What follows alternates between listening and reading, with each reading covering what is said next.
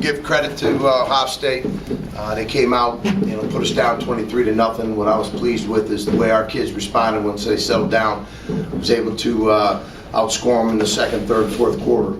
And I really was real proud of the way our kids came out. They were a gritty bunch. We talked about being a complete and finishing football team, and I thought they handled the conditions extremely well. Second largest stadium we've ever played in.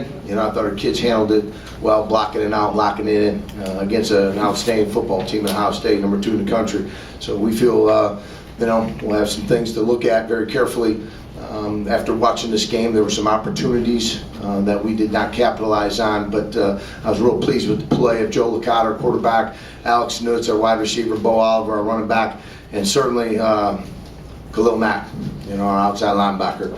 Was an outstanding football player. Really showed that is why he is one of the top linebackers in the country. I thought our kicking game was solid. The first punt wasn't where we wanted it to be, but I thought Tyler Grassman did a nice job for us getting out of some tough spots on that field. Certainly they have a tremendous amount of speed. You saw that. Braxton Miller's an outstanding quarterback. Anytime he's running around with the ball in his hands, anything's possible, and he got him out of some jams today. So, we wanted to see how well our team responded against a very tough opponent, first game, and I thought our kids really showed a lot of grit and toughness. So with that, I'll open any questions. You see teams go down 20-0 in the stadium and just snowballs. Was there any change of script or anything said to turn this thing around? We try to settle them down. It's good. There's only 2 ways you can go. One, our kids didn't. And I really was proud of them for that. And it's a more mature team. A lot of veteran players on our program right now that are lining up. So, they've been in those situations before. They know they're a good football team. We just needed to hold things together, and we needed to set them down on the sidelines. It's just like when they came after the first 2 scores, they came out and, caught us a little bit off guard there, which is, obviously my mistake and coaching. But once we got them settled down, I thought they did a tremendous job being able to compete for the next 3 quarters. Jeff, you got any insight on the 2 long touchdown runs by Hall? Was that a failure of responsibility on that? What happened on that? I asked Lou, we just misfit. Give credit to them. They're blocking us. They got us in, created some seams, and that's what that offense does. They just come at you. We knew they were going to run the ball, but we certainly cannot afford to let after we kind of create a little momentum going our way, then all of a sudden, bam, they're right back in the end zone. But that's the mark of a good football team, and we've got to respond in that same fashion. But it was just misfitted, and give credit to them. They blocked it well. This game looked like you could have really hung in the balance with the fumble recovery at the 2 and then the penalty. Can you just comment on that? My comment is I'm upset about that more than anything. It's just the fact that, here's a critical moment in the game. You're right. Listen, the officials saw something that they felt was hands to the face. They called it, but for me, I'm watching what's happening beyond that. And we created turnover in a critical position in that field. Could have gave us a lot of momentum. So yeah, that takes a little bit of wind out of your sails. But our kids hung in there. They kept fighting, and they kept competing, and they looked for the mentality is, hey, I got your back. And at that point, our kids had to respond, even though that penalty was called, and we had a chance to take the ball away from them and put us in tremendous scoring position at that point. Jeff, do you think your team needed to respond the way they did to show the world they really are a team that will contend in the MAC? I think we need to do that in that locker room more than anything, is to see those 66 young men that put all that time, energy, and effort in our coaching staff be able to line up, play on a national stage like Ohio State. And our kids rose to the occasion, and I was real pleased the way they handled themselves. The trip down here, the meetings last night, this morning, it was a business-like mentality, and you could tell these kids were locked in. They worked extremely hard, prepared for this opportunity. Now what we have to do is give them 24 hours and get ready for Baylor. So now I felt they showed me in particular that they're a gritty bunch and that they're going to finish and they're going to compete and fight. Coach, can you talk about the decision in the fourth quarter to take Joe and Brendan out and put in Alex and Anthony? Well, we just, we felt those guys have prepared and worked hard too, and we wanted an opportunity to see those guys play in this game, and, we had them in the game plan all along. But sometimes the way things go, you keep, we were in the balance. I mean, you saw what was going on. We were feeling really good about where we were at that point, but, I felt we had to get Alex in there and Anthony Taylor, and give them a chance to get some plays in, because we're going to need those guys to be ready this year. If the score had been a little closer, do you think you would have left Joe in there? At that point, we made the decision that was best for our team and again each individual. So woulda, shoulda, coulda. I mean, I'm thinking about one thing, and that's trying to find ways to get that ball in that end zone. And the personnel that we had on the field, they're all quality young men. They're all capable of helping us team win. So I have no hesitations, reservations putting Alex in. Anthony Taylor, those kids have worked hard, but Joe's our starting quarterback and Bo Oliver's our starting tailback, and we're going to continue getting those guys ready to play. Next week we'll give them a chance to see how they measure up against another top team in the country. Coach, you mentioned it earlier, but how good was Khalil out there today? He really at times took over. Yeah, well, his presence was noticed, without a doubt, against quality opposition. And I saw a number of times where they had more than one guy, searching Khalil out. So, he did a great job. He's very active. He played a ton of snaps. There was only one time where he had to come out. The rest of the time he was out there. And I couldn't have been more proud of the way he came up big, making some great plays, some behind the line of scrimmage plays, creating a turnover, converting it into a score. I mean, we're very blessed to have him, and we're certainly excited about his leadership and his playmaking ability, and we're going to continue leaning on him for those things to happen. Those 2-point conversions they hit, nobody does that on opening day right off the bat.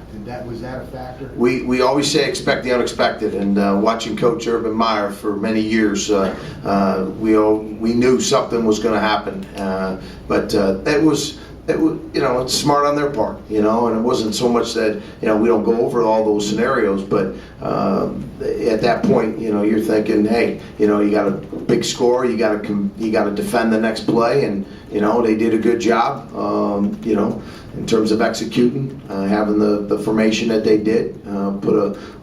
They had one extra guy, at the center position. It looked like to us we were just off a little bit, and they were able to run it in. The next time, we had a guy over there, and then they threw it out there. It was just that's good ball, So give them credit, and we've got to learn from it, and we can't allow that to happen again. Then on the first drive, you had 4th and 1 near midfield. You called a timeout. We wanted to see what they did. Yeah, well, I wanted to see. It was early in the game. I wanted to see what they were in. And anytime you get a chance to get a team in a 4th down and line up like you're ready to go, just to see what they were going to do. That's what I wanted to see. Kind of sets a tone for later on from that standpoint. So, but unfortunately, we had a false start. Put us back, but that wasn't the reason why the game ended the way it did. But it was a good learning experience for our kids and our coaching staff up in the box.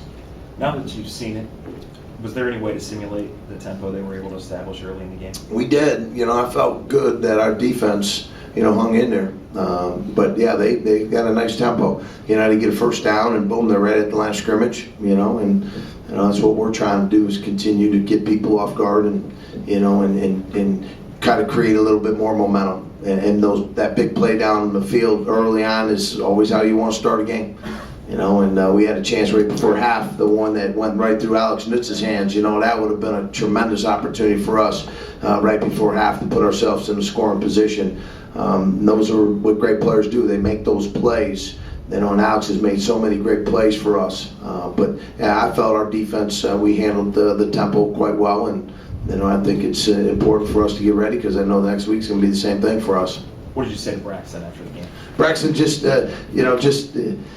I think he's a great player. He's a young man that I got a chance to know quite well during the recruiting process when I was at Cincinnati. But then I always saw a lot of great things in him at an early age, and I just hope he's going to be fine and just have a great career like I wanted for every single player. But he's a tremendous competitor, and they're very fortunate to have him here at Ohio State. You can enjoy him a lot more the next 12 games. Yeah, exactly. Boy, every time he's running around out there, the place is, oohing and on every moment, because anything's possible with that guy. He's a great player. He's exciting. you know, so it was good for our kids, but I thought our kids handled, his speed, his tempo, and what they were doing quite well. So I was very pleased the way our defense came out of this one. Do you think Coach Meyer regrets not recruiting Khalil? Pardon me? Do you think Coach Meyer regrets not recruiting Khalil? I'm just glad he's with us. You know, there's a lot of good players out there. Khalil's developed. You know, it's not so much, you know, Khalil came here. It was the fact that we have a great plan for him, and the plan was to develop him. You know, he came in at 210 pounds, and, you know, now he's 250 pounds. He's taken, you know, a tremendous amount of responsibility in terms of his development. And Zach Duval, my strength coach, does as good a job as anybody in the country getting these kids ready. I mean, they spend all year round with Zach. And Coach Tepper has done a tremendous job with him in terms of learning the game and being more sound fundamentally and being intelligent in terms of the calls and the different reactions. So, you know, we're pleased to have him, and we're glad nobody else took him. So he's with us. We get a couple more games out of him. Coach, can you elaborate a little bit on what Devin Campbell brings as a backup in the backfield, and he almost scored on that catch and run? Yeah, it was great. Devin's just another great competitor. You know, he's a young man that has a tremendous amount of maturity and does carry his competitor. He's been blessed with a lot of gifts, and he can catch the ball, he can run the ball, he can block, he can be in special teams. You can't find enough of those guys, you know, because those guys are going a long way, you know, and they can do a lot of different things for you. And it makes it exciting in the offensive staff room when we're designing different ways to, you know, move the chains and put ourselves in scoring position. And Devin's able to do that because you can throw screens to him, you can run them, you can, you know, get him out of the backfield. You know, like I said, in special teams, he's a tremendous competitor and a very responsible teammate. You mentioned that penalty and negated the turnover. I thought the other sequence was when Devin caught that pass and he had first and goal at the 3 and couldn't punch it in. Yeah, that was, you know, no excuses, none, zero. You know, I wasn't happy, especially the way that fourth down play, we mishandled a snap. I always tell our team 70% of mistakes that happen in the game can be eliminated before the game even started by preparing yourself, practicing.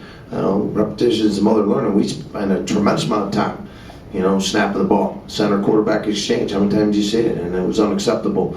And I know Joe and Trevor Sales, they both take full responsibility for that. But, you know, I want a mentality in this football team, and they're going to have an opportunity to display it again. And, you know, we certainly expect to have a different result when we get in those moments again in future games. Coach, I'm sure you looked at a lot of film, obviously, from last year of Ohio State, seeing what a defensive playmaker Bradley Roby was for them last year. Just wondering if your impressions are, you know, that was an area maybe you could attack. I mean, that's a hard kid to replace. I mean, it's Ohio State.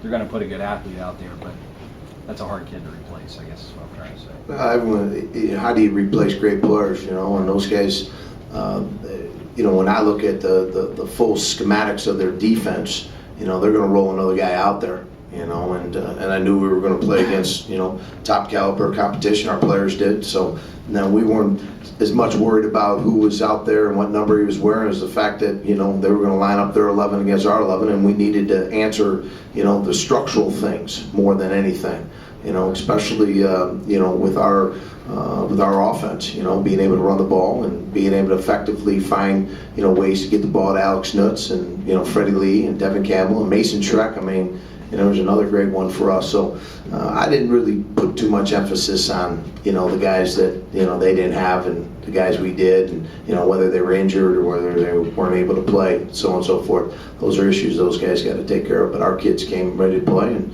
you know, no matter who we lined up with, we were going to be at our very best when we could. And as for Coach Quinn, I got the player. Thank you. All right, thanks. Okay.